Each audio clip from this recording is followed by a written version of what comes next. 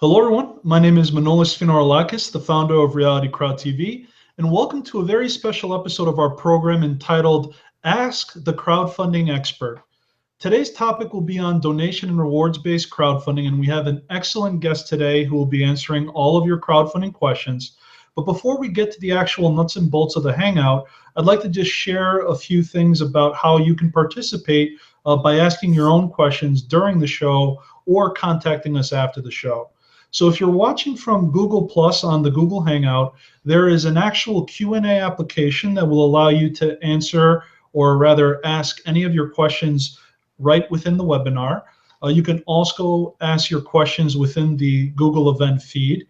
If you're watching from the VICN Incubator, you can post your question within the actual Q&A application of the virtual incubator, and there's a specific thread for you to do so.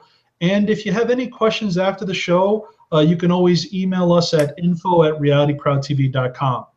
And so the purpose of this is to find a way to really help people with the basic questions that they might be asking about crowdfunding in a free and safe environment. And we're really lucky tonight because we have one of the preeminent experts in the industry who runs her own crowdfunding website. We have Dana Ostomel, the founder and CEO of Deposit a Gift. And Dana, can you please introduce yourself to the audience? Hi, Manolis. Thank you so much for having me. My name is Dana Ostomel, and I'm the founder and CEO of Deposit a Gift. We have been in business now for over 5 years. And by trade, before I started Deposit a Gift, I actually worked in marketing, both at advertising agencies as well on the client side, doing fun things you probably saw for Snapple and Mott's. And so that background and experience really serves me well running our crowdfunding platform, because one of the things we're really known for is customer service and support and coaching and education, because as we all know, crowdfunding, if nothing else, is all about the marketing. And so my background really serves us to support our user base in that way.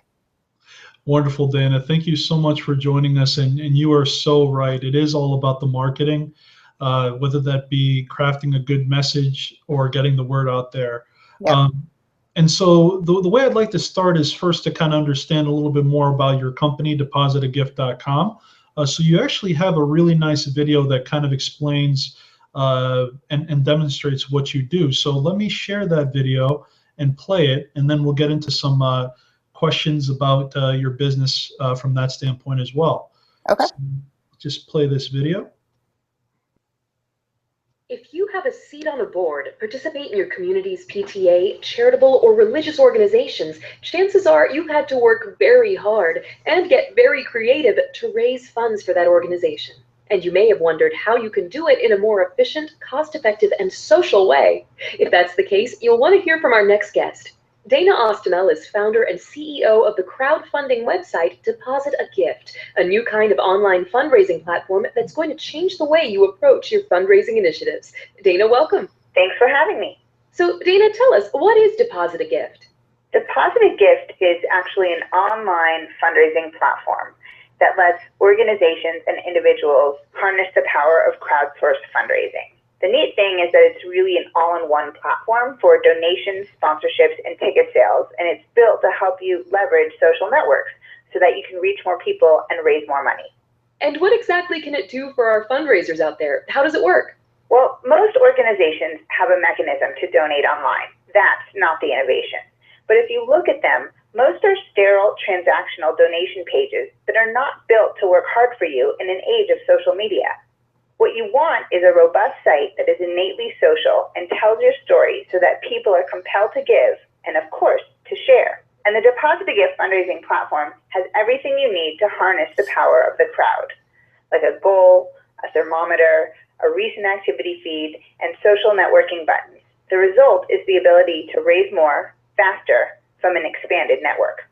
So how easy is it to set up a campaign? And then once the site's up, how easy is it for people to give? Setup is a simple process that even the least tech-savvy among us can handle, and the platform is completely customizable to support any initiative. We offer unique tools like a donation registry to show what you're raising money for and how you'll use it, a ticket sales functionality to bring traditional events online, and even a way to post offline donations. And for those that want it, we're here to provide hands-on support. Once the site's live, giving can be done in 2 minutes or less. You even have the option to put a suggested donation amount so that supporters can just click and go. Well, it sounds very easy. Dana, thanks for spending some time with us today. You're welcome. Thanks for having me. Try Deposit a Gift for yourself by visiting depositagift.com. Excellent, Dana. That was a very well put together video. Thank you. Yeah, we wanted to just break it down for people. A lot of people, you know, they say, I think, that only 10% of the US population actually really knows what crowdfunding is. Maybe a little bit larger percentage have been exposed to it. But the reality is that for many people, this is still a very new concept. And so we really just wanted to be able to break it down so people, you know, felt like they could do this, that it was easy to understand. Absolutely. And so you certainly do that in the video. And I'd also like you to kind of tell us, well, while we're on this page, I'd like you to tell us a little bit about what makes your platform unique. I know there was a couple of things mentioned in the video, but would you mind just telling us what makes your platform unique and some of the features that might help people on the education front of crowdfunding? Yeah, absolutely. You know, we're here tonight to talk about donation-based crowdfunding and rewards-based crowdfunding, and that's really our area of expertise, and that's, you know, why I think you invited us here, because it's what we deal with day in and day out. What we find, and you and I have been talking about this probably for as long as we've known each other now, that crowdfunding by its very nature is a very DIY space. It's very do-it-yourself. And, you know, there's a good side to that, which is that it's a low cost, low risk way to, you know, be able to raise money in a really cool, sleek way online. You know, the downside is that for many people, they don't really understand what it takes to make a campaign really go. And so there's a lot of campaigns that don't work well, which is, you know, obviously why you built the community that you have and you've got such a great following, because people want to educate themselves. So as a company, that's something that is a hallmark of Deposit a Gift, right? We have a very hands-on support team. And what we try to do is really extend ourselves to be available to our customers, not only to help them with optimal setup, right? That whole idea of just how you tell your story is a piece of the marketing. But from there, we really try to focus on teaching people how to market their campaigns and best practices along those lines. So that's something that's very different. It's just our approach to service and customer support. And then a couple other things that make us different. I mean, one is just, you know, some of our features and functionalities. We do our best work with two audiences. So one audience is the organizational audience. We have a nice sweet spot with small to medium-sized nonprofits, schools, and religious organizations, and they all kind of operate in a similar milieu, right? So either like small staff or no staff, volunteers, not a lot of resources, but, you know, still a lot of responsibility to raise a lot of money. And so what we try to do is create like a one-stop shop that's easy for regular people to use, doesn't require a lot of training from a technical perspective, very easy, but also has features that let them do everything in one place. So what do I mean by that? Obviously, it has a regular donation mechanism, but we also are the only crowdfunding platform that has a ticket sales functionality. And we did that very purposefully because we know that a lot of organizations are still doing traditional events, and that's not really going to go away. But what we are on a mission to help educate people on is that any kind of fundraising campaign you might be doing can have an online social component, and not even can, but should, right? You're losing out on dollars. You're literally leaving money on the table when you don't set up a campaign that has multiple marketing channels, meaning different ways that you get it out there, that all point back to one online social home. So even if you're doing an in-person event, you can do what I like to call opening up the virtual doors on the event, right? So the ticket sales is just a really lovely excuse to get people to your site, right? Because you can basically announce, hey, we're going to be doing this event. We've got everything in one place this year. It's super easy. Click here to buy your tickets. Hopefully you'll donate a little bit extra. even if you can't attend this year, you can still offer your support from anywhere in the world. So it really opens up the doors on that. So we have that ticket sales functionality. We also have a receipt customization tool that a lot of organizations love, and also just regular people, because what it allows you to do is actually put a personal message embedded within our automatic receipt. So if you're a nonprofit or if you're fiscally sponsored, you're able to put your tax ID information in there. But it's also a really strong tool, like as a marketing tool, right? Because you're able to say thank you. You're able to give your supporters some ideas about what they could do to help you spread the word. So that's the receipt customization tool. And then another unique tool is that we've got this donation registry functionality, and it's dual purpose, or maybe even triple purpose.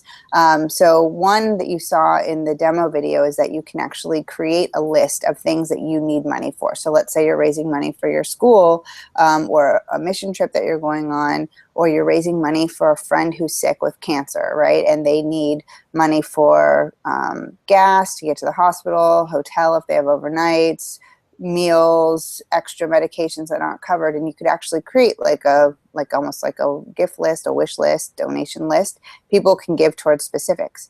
With a check of a button, you can actually turn those into a rewards list. So you can offer rewards in exchange for donations, also on our platform. And another way that people use that is if they want to do it more like as a sponsorship, so like a gold, silver, bronze sponsorship, you can have that list and put things at specific price points. So, really, I think the distinction for us is that hands-on customer service that you really don't get anywhere else. We're known for service. Some of these unique functionalities, and also really importantly, is that our service fees are less than every other site out there. So you get to keep more of the money that you raise. Wonderful. That was an excellent summary of your platform and the unique selling proposition. I mean, as you were speaking, I was also sharing with the audience a couple of the pages you have here. I mean, we're going to be answering questions from our community in a moment, but your frequently asked questions section is one of the most robust I've seen, as well as the learning page, which really is really amazing. It helps you optimize your profile page to set up your fundraiser. It gives you amazing marketing tips and information on the crowdfunding basics, and even ideas on how to fundraise. So I would say that your site not only is a great site to use to raise capital for those things that matter to the project creators, but it's also a great place to learn. So kudos on making this such a beautiful site. Thank you. Yeah, that was a big part of the intention, was really, I'm not a fan of fluff.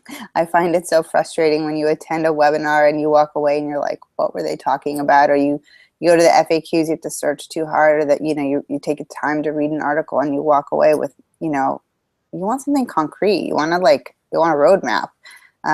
So that was our goal. So I hope it was helpful. And then also we've got a YouTube channel that's got a lot of videos kind of to complement the articles in the education center. And so if somebody's not such a fan of reading, they can watch us talking about the topics. Absolutely. So that would be youtube.com/depositagift. And you guys also did a bunch of guest blogs on realitycrowdtv.com with some of these videos. So yeah, really, really great content as well. So, all right. Well, with that said, I think it's time for us to begin answering some questions in our community. And so what we'll do is, just for the viewers here, if the viewers are not familiar with the Virtual Incubator and Crowdfunding Network, VICN, this is the community that was built under the umbrella of Reality Crowd TV.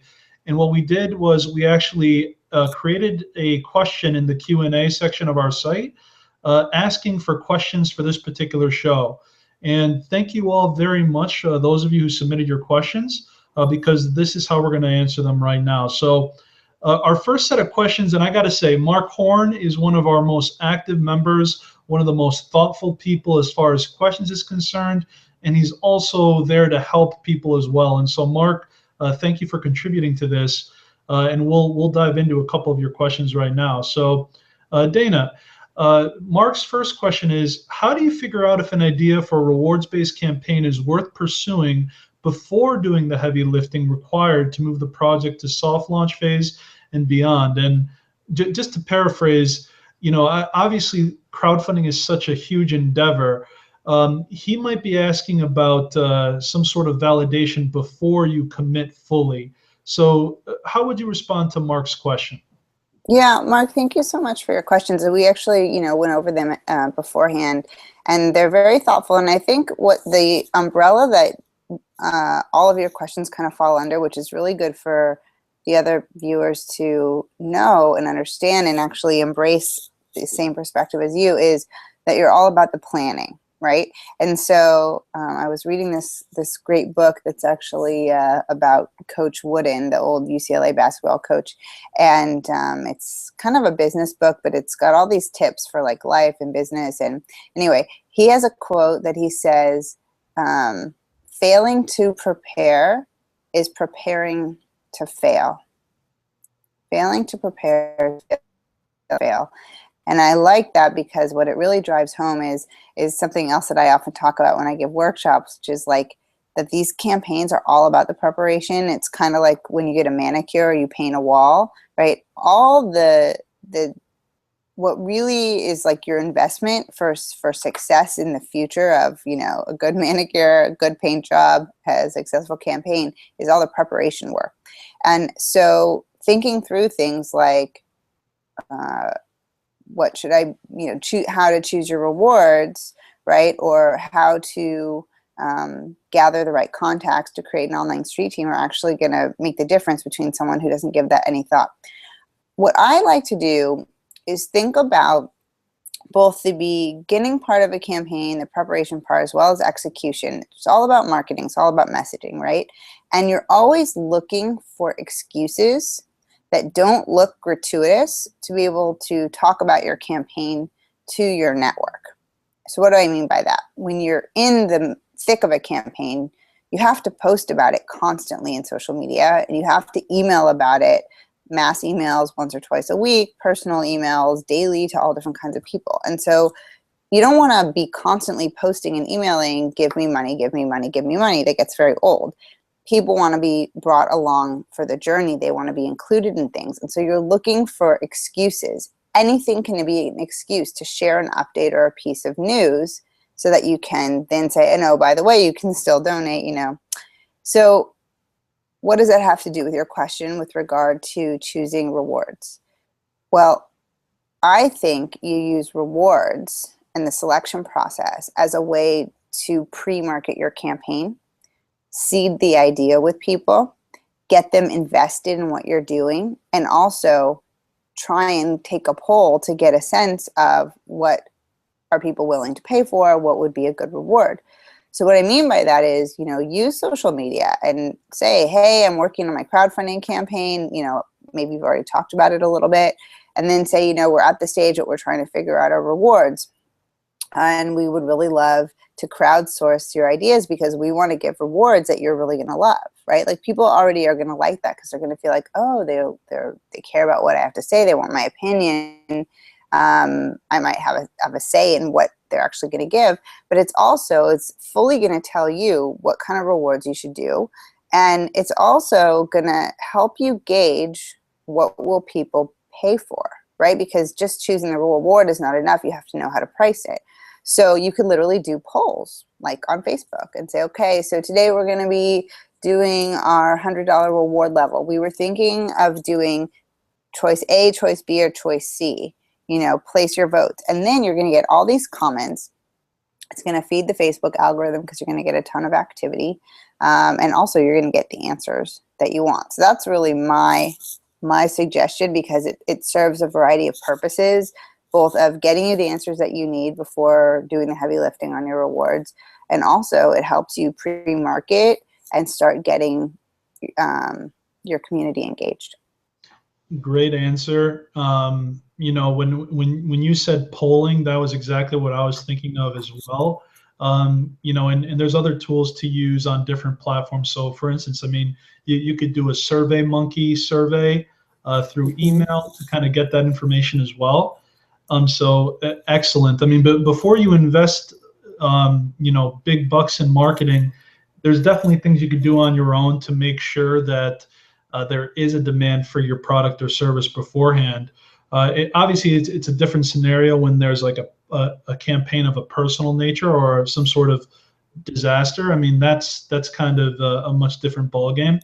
But if you are running a campaign for a nonprofit that's a project-based campaign, or even products and services, I mean, definitely you could do pre-validation well beforehand.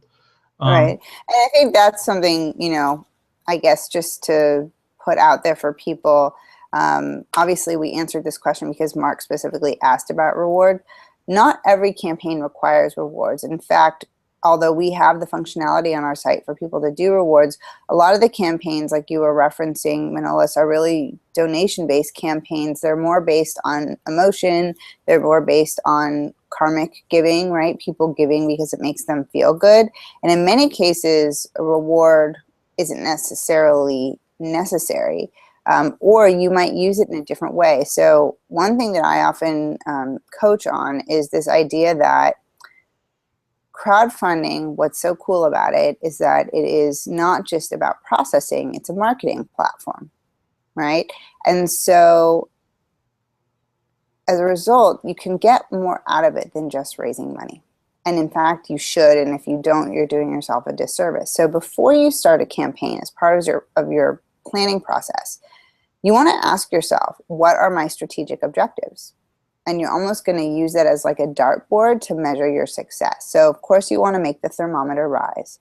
What else do I want to get out of this campaign? And it may be that you're trying to get people to give at a higher ticket level than they have before. If this is like a campaign for an organization, right? Or a school or a church. And so if you do that, like we at a school do that, and they decided they were just going to give one reward for anyone who gave over a certain amount. And that way they help drive people, to give at this higher level than they had before. And then in other scenarios, you don't really need rewards, right? Your biggest responsibility is actually what I call your appreciation strategy, right? I can't tell you how many campaigns are not done well from the perspective of saying thank you. If you are quick to follow up and say thank you and make people feel appreciated, but also recognize that that act of saying thank you is actually another excuse to reach out to people, give them an update, ask them to share for you. It's a strategy really for marketing. So just like to keep in mind, there's various things with rewards and not rewards. And no, you're right. I mean, appreciation is a reward in itself in many cases. And, we're going to come back to Mark in a moment, but I see that I also want to just address James's question. What rewards really motivate a potential contributor? I think we partially answered that question with the answer to Mark's number one, because ultimately you're going to figure that out by doing the surveys. You're going to really, it's going to be different for each audience, because if you're raising money for a book, for instance, they're going to appreciate different things than someone who's raising money for an art project. So, to answer your question, James, I think you need to ask the question to your target audience. What types of rewards motivate you as it relates to an art project or a book project by category? Would you agree that would be the best way to go, Dana? Yeah, I mean, I think it's kind of just this idea of, as you're surveying and figuring that out, is like, what will people pay for? That's what people are motivated by. I mean, and that's what you're trying to figure out. I mean, it's similar to you walk into a store, you want to buy a sweater, and you do this whole like the touching thing, and it's kind of like you touch things to see like, oh, do I think this is worth it? And that's a lot of it, and then that's probably more, the rewards and things like that also matter more for people who are less close to you, right? Because that inner circle of key supporters, they're going to contribute no matter what. They're motivated by different things. Absolutely. So that's a great take. Let's look at Chris's question here. Chris Pergantis, and by the way, James, thank you for your question, and thank you, Chris. These are among our most active members in our incubator. So, gentlemen, thank you again for being very active here. Chris writes, I came to a conclusion about a year ago that a B2B, a business-to-business type company is not the best type of business to go for crowdfunding. The issues are about the emotions you might be able to evoke and the nature of your social followers. I would believe that if your social followers have an interest in your business-to-business service or product, or are current customers, then you might have some small chance of being funded on a crowdfunding platform. Is there something I am missing on this? So to paraphrase, service type companies or products that are sold to businesses, not directly to the consumer, it sounds like they have a harder time, which I would agree with, going through a crowdfunding campaign. But Chris raises the point, if you're an established business with already existing customers or people who are in your social circles that care about you, there still could be a chance that these type of campaigns would succeed. What is your take on that, Dana? I mean, I think that the key thing that Chris hit on is this whole idea of emotion, right? That's really what motivates people. So when we're working with a customer, that's what we're always trying to drill down to, is what's the story here? What's the angle? What's the hook? Like what's gonna, I like to say, you have to convince someone why they have to give today and not tomorrow, right? What's the sense of urgency? What's the need? And so in business and products in general, that's difficult. The reason with consumer facing things why rewards almost like replace emotion, because people are driven to get stuff. With B2B or service-oriented businesses, it can be more challenging, but it's doable. But probably, I think you're right, when you have an existing customer base, it's going to be a lot easier. But frankly, what that existing customer base represents is really just having a network. So even someone who's going to launch the coolest product, if they don't have a network, they're talking to nobody, right? So it's sort of a combination between what's the story and the angle, and do you have an engaged following? Because you also might have a customer base, but maybe it's a customer base that's very fair weather, and they only like come to you when they need something, versus a customer base that's really engaged, excited about what you're doing, and maybe like the product that you're coming out with is something that a lot of them have been asking for. And if you also think you could turn them into evangelists, then that would then tell their network, then you might have something. And that actually, I think, connects to a question that Mark Horn has higher up that we're going to get to around kind of knowing your network and if you have the people who can help you. I mean, that's a big piece of it, is just who's in that network. Are they going to be part of your online street team? Because you can't do it alone. You've got to have other people helping to beat the drum for you and creating a frenzy and, excitement and emotion around it. Yes. And so, completely correct on that. I also when you talk about emotions too, I don't have the actual image that I saw this, but I believe my friend Stephen Caggiano was the one who shared it to me. It was a picture that said, crowdfunding does not equal begging. And that was something that I found profound, because a lot of people are looking at crowdfunding as a way to beg almost. They may not mean to do it, but the way that they reach out to people, it's causing a negative emotion rather than a positive emotion. They're framing it in a way that you're begging. Right. Or actually, I've been told that some people who might have a good campaign don't want to do it because they're worried that they're going to be perceived as begging, right? The whole thing is you can't be whining, period, right? You've got to set up a campaign that has a value proposition, and you have to think about who should be driving that campaign, right? So if it's a business type of idea, right, you've got to make sure you've got the network that's going to help you push it along, and you got to be showing that you're going to give them some sort of value. If it's a personal campaign, right, raising money for a memorial fund or a medical need, or, your kid is in a wheelchair and you need a new van or whatever it might be, you also need to think about who's running the campaign.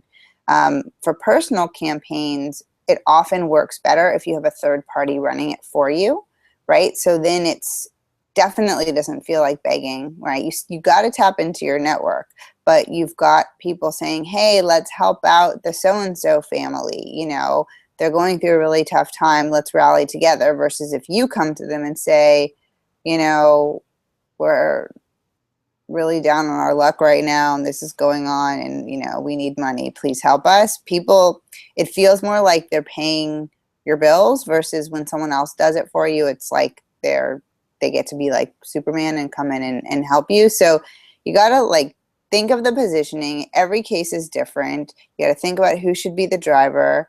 You don't want to look at it as begging, both as not wanting to engage your social network because you're worried that you'll be viewed as begging. If it's done the right way, you have someone who can help you, then it won't look that way.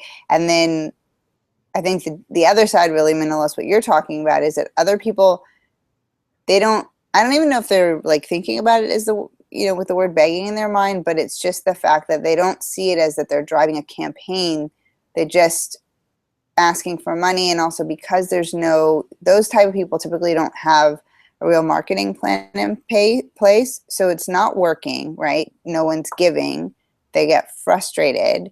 And you'll see them post things like, why isn't anyone donating to my campaign, right? And then that sets you down this path of begging. So if you can reel yourself back and make sure you've got a marketing plan in place and you've got a real story and you have something that if you put yourself in other people's shoes that, yes, it's worth giving to, then you know you've got a campaign to work with. Yeah, good point too. It may not, people who are potential donors may not see it as begging, I guess. Maybe that's not you're right, maybe that's not the best term, but I almost akin it to, and I'm sure all of us have been pitched by, a multi-level marketer of some sort who's basically pitching us on how much money we can make and not pitching us on the product or service. It just is a turnoff. Crowdfunding is all about telling a story of and being part of something bigger than yourself. Yeah, and it has to be said in the in the potential donor's perspective. What's in it for them perspective? And so when you're just asking without just and pasting a link, it's just not a good way to go. But let's move on now to Mark Horn's second question here, which you alluded to a moment ago. Right now, I'm sifting and sorting through personal contacts and social media connections, looking for people to reach out to as possible contributors and/or virtual street team members. What key indicators would you suggest considering when looking for a potential member to help market his campaign? So this, I guess you can answer it this way.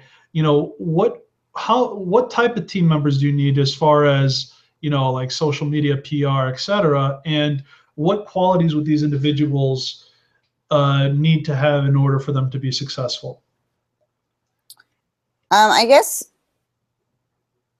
different people could bring different kinds of value to your online street team. If you're looking at your network and you're considering very random contacts, so probably not your best first suspects for your online street team. Maybe later, if there's a reason for them, like, oh, they've got a lot of Twitter followers, or they have contacts in the media, or whatever it might be, when you have some proof of concept, you might be able to get them on board. But, initially, if you're going to be doing a campaign, you want people who are sort of, I call them your inner circle of key supporters, right? So if it's a personal campaign, right? These also personal campaigns like memorial funds and medical funds, those ones take, they don't take the same kind of planning. You still need a network to go to, right? If you are launching it to nobody, right, or like 5 people, then it's not really going to work, right?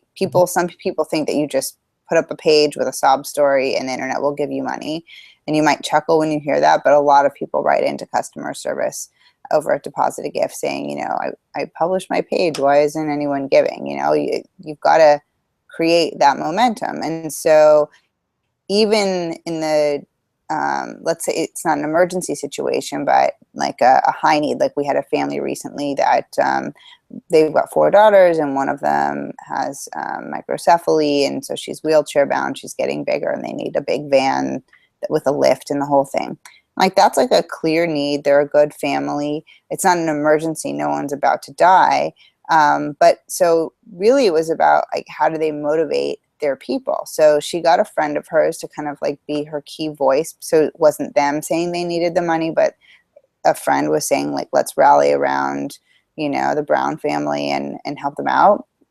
And then from there, you like look at little, like, who are your different buckets of relationships? So family, close friends from church, close friends from high school, close friends from college, close, you know, colleagues, right?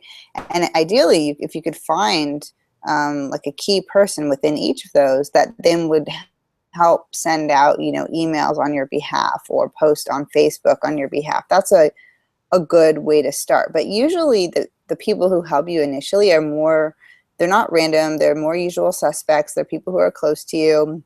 If you're doing it as like a project or a business or a creative endeavor, you've probably been talking to them about it. And if you haven't, you should start, right? So those kind of people you want to get on board early, because people are more likely to help when they feel a part of the story. Like they feel invested, almost like as if it's their project too, right?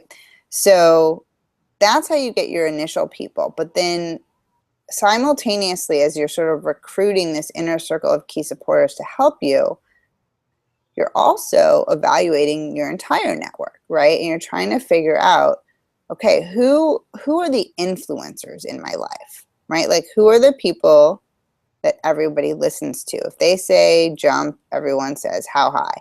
And we all have people like that in our lives, that we know that if this person posts something to Facebook, everyone will like it, everyone will share it. So try to find those key influencers, and also people who have other things going for them. So access to a large network on LinkedIn or via email, and that they would be willing to endorse what you're doing and share it with them and say they have skin in the game. I donated to such and such.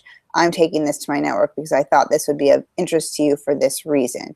You're all interested in film. You're all interested in helping, you know, kids with disabilities, whatever it might be.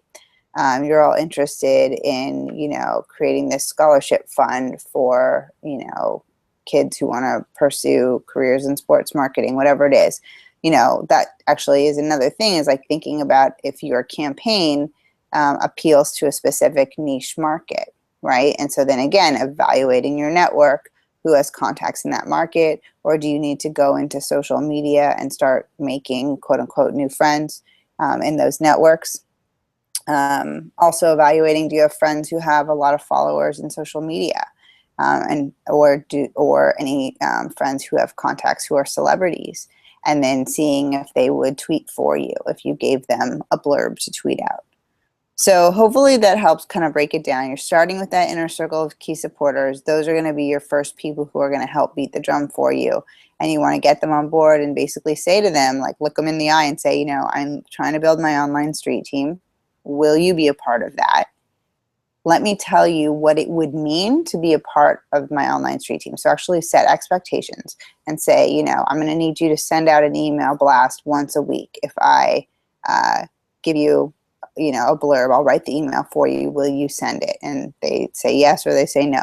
I'm going to need you to post to Facebook a couple times a week, or I'm going to need you to be really vigilant on Facebook. And every time I post, I want you to like it. I want you to comment so that more people see it.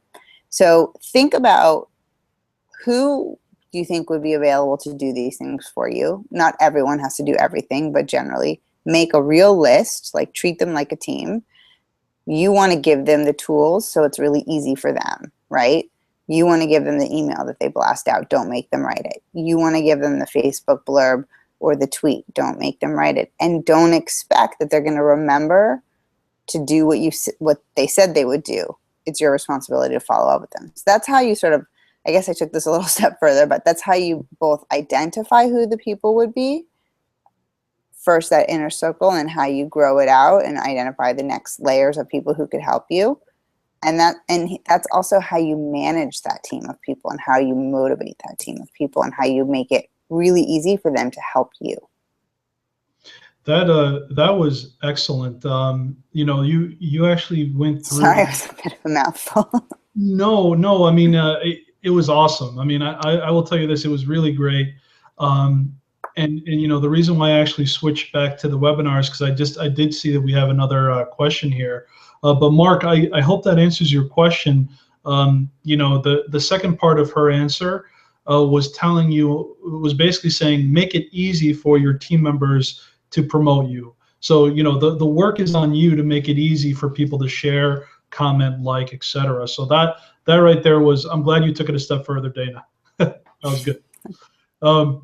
So we have a follow-up question with James Hammer, I believe.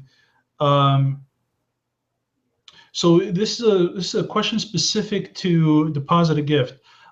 He's on your site right now. How do I view campaigns in a specific category? I see the icons that represent the various categories, but clicking doesn't take me to that category. So yeah, so we actually don't organize ours that way. When the way that we do our campaigns, a lot of our campaigns are, well, it's really actually no different than any other site out there, or, GoFundMe, etc. The reality is that people typically do not go to a crowdfunding platform website and look to go shopping and find campaigns.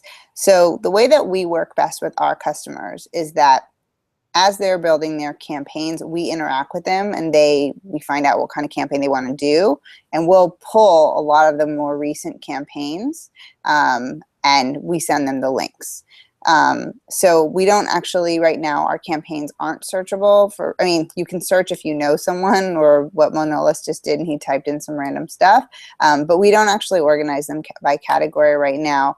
We may in the future. I know that's a trend that a lot of sites have them organized that way. Not everyone does, but what we find is that the reality is where we wanted to invest our technology and our resources is making sure that people had the most robust platform possible, and less about searching different campaigns from our site, because the reality is and this is actually one of the myths whenever I'm giving workshops that I do a lot of on the myth busting front. People are not going to crowdfunding sites looking for your campaign, right? It is your job to bring the crowd to your campaign.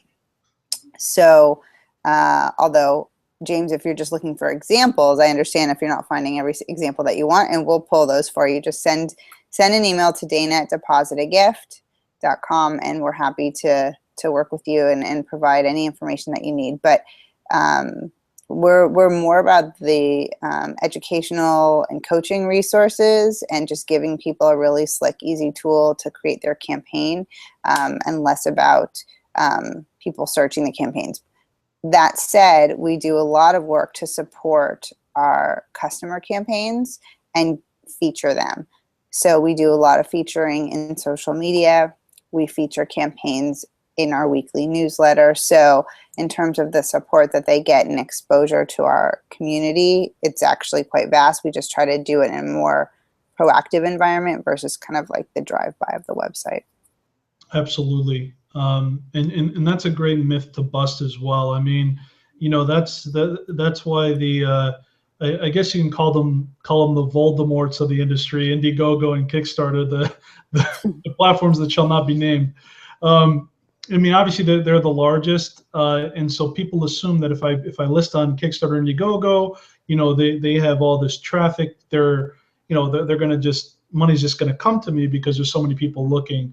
It's just not true. I mean, really the only chance that could happen is when you've become a staff pick or one of their featured projects, and even then that doesn't guarantee success. And the way you get to that point is obviously bringing the traffic yourself. So it's exactly. Well, that's the interesting thing is people say, oh, how do I get featured? Thinking that if you get featured, the traffic comes to you. But the way that every site works, Kickstarter, Indiegogo included, is it's your elbow grease that brings the people, and you're already successful. By the time they feature you, you're already successful.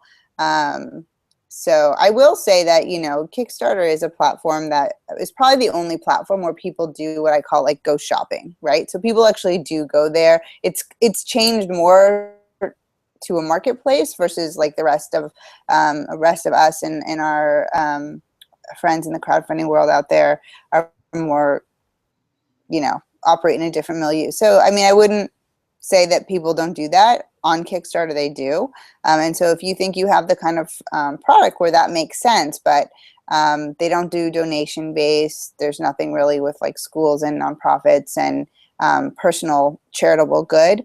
And that's really the key difference, though, is that when you're doing those kinds of campaigns, and even when it is a product or service, most of the time it falls into the category of what's thought of as like hyper-local or very niche, right? And so you have two things that actually play in your favor when you're doing stuff like that, because it's actually quite easy to identify people who would care about what you're doing your campaign about.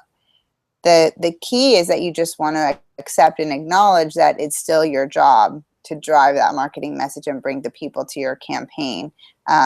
When you do that, you're already setting yourself up for success versus, I feel like, you know, if you Google like online disgruntled people with crowdfunding campaigns, platform X, Y, or Z, I think one of the biggest things people are really pissed about is that they truly believed that the platform was going to bring them a crowd.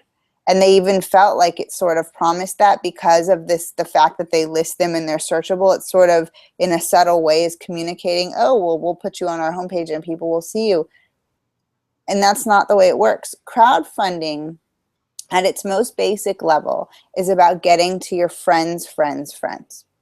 And so, you know, sometimes you'll even see reviews on like different websites about whatever platform they use. And someone might say, well, I'm so frustrated because, you know, everyone who gave to my campaign, I already knew, right? Well, that's actually a good thing. That's step one, right? You want to exhaust your inner circle of key supporters and the people that you know. The skill is really, I call it moving people along a continuum, right? So those people who gave, they're supporters, right? The skill is in turning supporters into advocates. Advocates are part of your online street team. They're who helps beat the drum for you. You're trying to turn your supporters into advocates, and your advocates then bring their friends. And that's when you start getting people to give to your campaign that you don't quote unquote know, but really majority of campaigns, it's 6 degrees of separation. You are connected to them in some way. And so when your expectation is that you're just shooting for completely random people, you're not setting yourself up for success. Now, that doesn't mean that you can't get those people, but that's after you already got a lot of momentum, right? You've got a story to tell. You're in a position now to reach out to the local paper, right? The media. And then maybe if you get that kind of platform exposure, then you might start getting random people to give. But it all starts with who you know and harnessing the power, passion, and support of the people who already really believe in you, and then getting them to get their friends, their friends, their friends. Absolutely, that is profound. You know, I wrote down the successful campaigns are able to move people down a continuum where your supporters turn into advocates, and that's profound, because you're right. It is the friends of the friends of the friends. Christopher Collins has another question here from Google Hangouts on Air. Christopher, thanks for listening in. So I could probably answer this also. Do you have any advice on funding for development of a service that doesn't exist yet? So, Christopher, I guess I have a couple questions to ask you to clarify.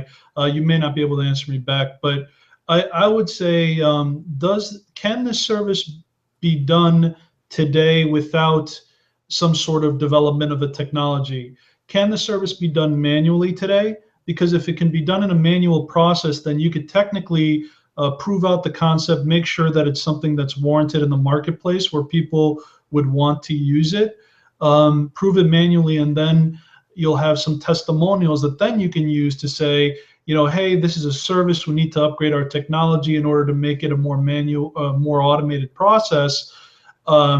You know, here's how we did it manually. Now we need your help to take it to the next level and make it a virtual, you know, a technological experience. So My advice on funding for that would be, if possible, do it manually first, prove the concept, make sure it's something that's needed.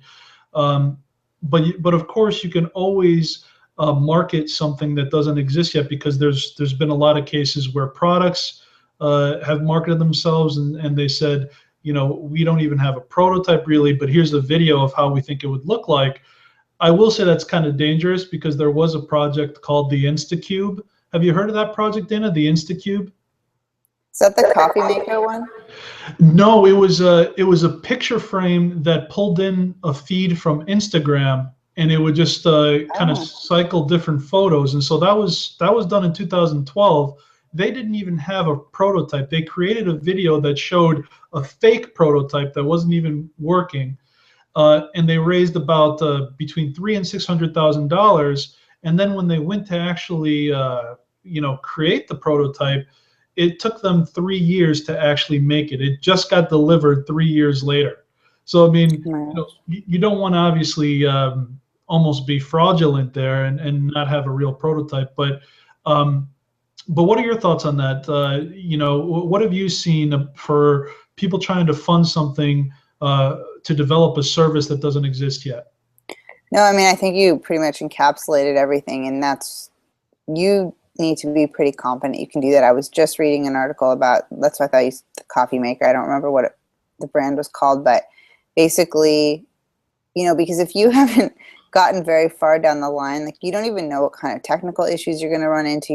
You probably haven't really done enough research on production, and sometimes even the research isn't enough. It's really what happens like in the moment. And there's this one article I was reading. This was actually a Kickstarter campaign, and the team that did it had an idea. They had sort of built it, but like they really weren't experienced at all of the elements of bringing it to life. Anyway, they've got people like hunting them down, basically. I also think that the one you're talking about is 2012, and I think this coffee maker was also around 2012. I don't know if I am being naive, but I would say now in 2015, because a lot of these sort of huge mistakes have happened, that maybe less people will be so quick to try and raise money for something that doesn't exist, because it doesn't take a lot of Googling to find case studies of people who really gotten themselves into a lot of hot water, and it's not really worth it. It's very stressful. You're absolutely right on that. I mean, the failures and the potential liabilities for not succeeding and not doing your homework ahead of time, for a while there, it was, it was a very new industry back then, 2009 to 2012, very new industry. Was just beginning to pick up its legs. Now that it's becoming more mainstream, attorneys are getting into the picture, and they're starting to look out for those campaigns that appear fraudulent or do not fulfill on their promises. So that's definitely something to look out for. So Christopher, thank you for that question. James Hammer has another question. Thank you, James. This is another Deposit a Gift specific question. Does Deposit a Gift have a keep what you raise option that allows you to keep funds even if you don't reach the campaign goal?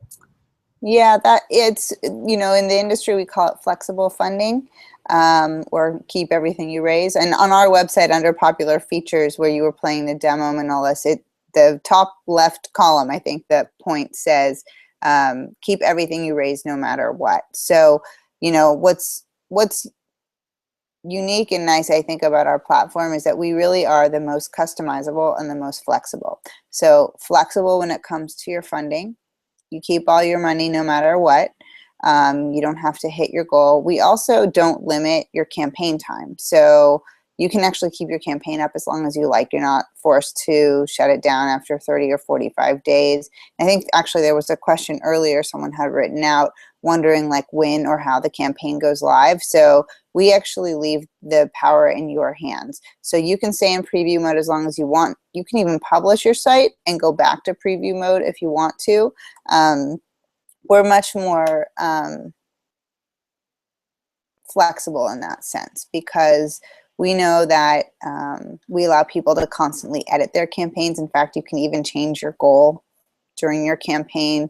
The only thing that's not editable is how much money you've raised, meaning you can't take money off the thermometer once it's gone up. But everything else, you can change the background, you can change the picture, you can update the story, you can change your goal.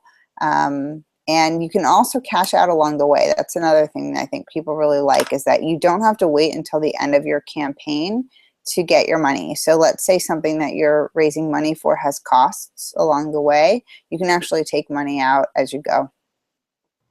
That is great. So I mean, if someone wants to, for instance, if they're having success, they might want to invest some of the money raised in a Facebook promotion, for example. So, so that could be a wise example to use the money there.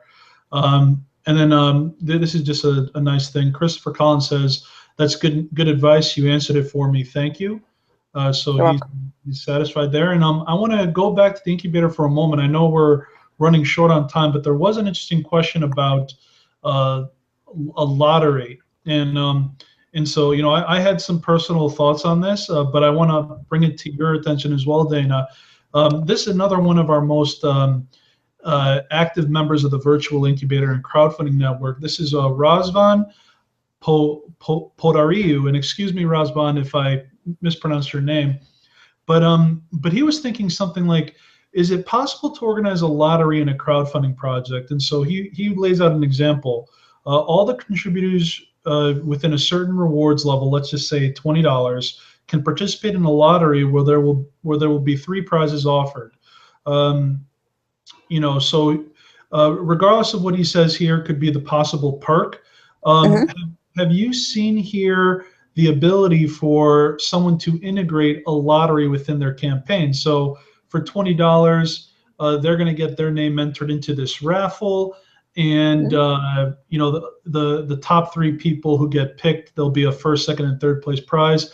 What are your thoughts on that? I mean, my thought is that social media and crowdfunding is an art and not a science, right? So it's actually an interesting idea. You could try it. I've suggested a different kind of lottery to people. So there's, you know, depending on the campaign, maybe you need perks, maybe you don't. Besides always looking for an excuse to say something that's not just give me money, I also really advise that you need to be constantly creating a sense of urgency, right? Why should you give today and not tomorrow? But you're also actually seeing if you can come up with strategies to get repeat donations. So when I think of the lottery idea, now, Razvan, this could totally work. I mean, there's no reason not to try it. I guess depending on what the perks are and what you're raising money for, like some people just might not like that because they might say, well, I'm giving money, I want to get my perk in exchange. I think I don't know anything about what the campaign would be. I've come up with this idea for a lottery that I think could be used to create sense of urgency and drive repeat donations. So let's say you're running a campaign that doesn't have any perks, or it just has one, or it has some, I don't know. And then, you know, before you start the campaign, I always encourage you to create a marketing roadmap, right? So what does that mean? Define the duration of your campaign before you start, so you pretty much know how long you're going to run it. And then break down each week of the campaign and set goals for each week and sort of milestones and tactics that you're going to execute on, right? That week I'm going to send a newsletter, I'm going to post to Facebook this many times, I'm going to, you know, a lot of this stuff is really about like contriving and controlling donation flow and messaging. And so you might say, oh, in week 2, I'm going to do a donation match, right? And somebody might say, if you can raise $1,000 in, you know, 24 hours, then I'll give you another $1,000. So that's a great thing to be able to announce. So another thing you could do, and so that sense of urgency, another thing you could do is you could say, you know, everyone who donates within the next 24 hours will get entered into a raffle or a lottery for X, Y, or Z. So that's really more the way that I was thinking about it, because you could then, as you're plotting out the duration of your campaign, maybe to whip up sense of urgency once a week, you do some sort of lottery or raffle idea. And that way you might get somebody who actually donates every week, because if your prize is cool enough, they might actually, you know, want to try again. So I've never seen the idea that you exemplified here. I don't think it's a bad idea. I think you could try it. My only concern would be that some people wouldn't like the fact that their perk isn't guaranteed. I do think the lottery could be an interesting way to whip up sense of urgency on a weekly basis. Excellent. And the only concern I had, which he does kind of mention it here, in his particular instance, his company is a travel company, so he's offering 7 days all-inclusive trip, including the plane ticket. So I was thinking to myself, well, if you don't reach the funding goal, then that's a pretty darn expensive reward. So if he's committed to actually fulfilling on that lottery, you might want to make a lottery that's not as expensive to fulfill, only because it could make or break your bank. Right. And if he says, if we reached our goal, then that means he would have to run an all or nothing campaign to ensure that he's built in enough funds to cover the expense of this 7 days all inclusive trip. So, right, and that actually is like that topic of rewards that we were chatting about earlier, and I think actually maybe Mark Horn sort of asked about it and we didn't get to it, which is just like choosing your rewards, right? So part of it is not only what will people pay for, but making sure that your rewards aren't going to break the bank and kill your campaign. And so I think that's, you know, closely tied into Razvan's question as well. absolutely, it definitely is. And you know, I think we're good on the incubator front. I'm just going to look to see if there's any other questions in the Hangout itself. Okay. So this is good. So again, Christopher just mentions another nice comment. Thanks again. My case is different, but your information helps me plan for how people will react. Yes, Christopher. You know what I find is that when you're talking about crowdfunding, once you understand it and you just learn the ways to market and learn how to be ultimately an entrepreneur, to be a good entrepreneur, it doesn't necessarily matter the industry. The industry has different nuances, of course, of, you know, how business is done and things of that nature. But when you answer the question, you know, why, who, and where, you know, those three questions of why should people care, who are the people that are likely to care, and where do the people that care congregate, those three, you know, who, why, who, where, you can apply that to any industry, and you can help someone identify that for themselves. So I'm glad that these examples, Christopher, are helping you on your own campaign. Great. Well, we're out of time. This was a very engaging program. I thank you, all the viewers who asked the wonderful questions, and then also the pre-selected questions in the virtual incubator. Thank you all for answering and asking those as well. I'd like to give you, Dana, a last word. You were an awesome guest. We'd love to have you back. But give our audience a last word as we close out this evening. Sure. Well, thank you, Manolis, for having me. This was super fun. I'm glad we could make it happen. And I think one of the reasons that we, you know, make a good pair here and what we've always kind of bonded over is that we really believe in education and crowdfunding and coaching and transparency. And that's what we're here for. We don't, you know, even as a crowdfunding, you know, platform owner, of course, I want everyone to set up a campaign, you know, right away and get started. But the truth is, if you're not ready, if you don't have your community ready, if you don't have your plan ready, and, you know, those are for the campaigns that need that emergency campaign, set it up, 5 minutes, launch it, go. There's all different contexts, but the reality is that we don't want people to fail. We want people to know the truth about how this stuff works. Not everyone's a born marketing expert, but you can learn the tactics. There's a lot of great resources out there. Reality Crowd TV and VICN is doing an awesome job of providing that. And then, you know, as you're figuring out which platform you want to use, you know, ping them, write to support and find out, do they write you back? Do they, how hands-on are they? Do they answer your questions in a concrete way that actually resonates with you. You know, we hope that Deposit a Gift will be a platform of choice for people watching this podcast, this webinar, and anyone else a part of your community.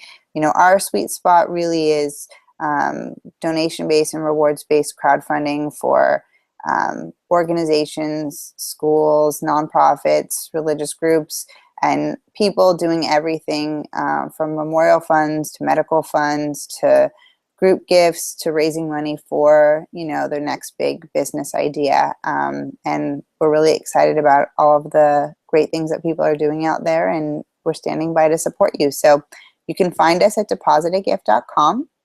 I'm personally happy to help. You can email me at dana@depositagift.com. And our support team also is just support@depositagift. And we're also very active in social media. Specifically, our handle is depositagift almost anywhere you look. So facebook.com/depositagift, twitter.com/depositagift, and definitely check out the YouTube channel for lots of goodies over there. Awesome, Dana. Again, thank you so much. You know, as the audience heard, there's a wealth of information on depositagift.com and across social media. So Dana, again, thank you for joining us this evening, and for the VICN community and for the viewers of this webcast, thanks again. We do this because of you. We want to help you succeed in your endeavors. And until next time, dream it, believe it, achieve it. Thank you. Thank you.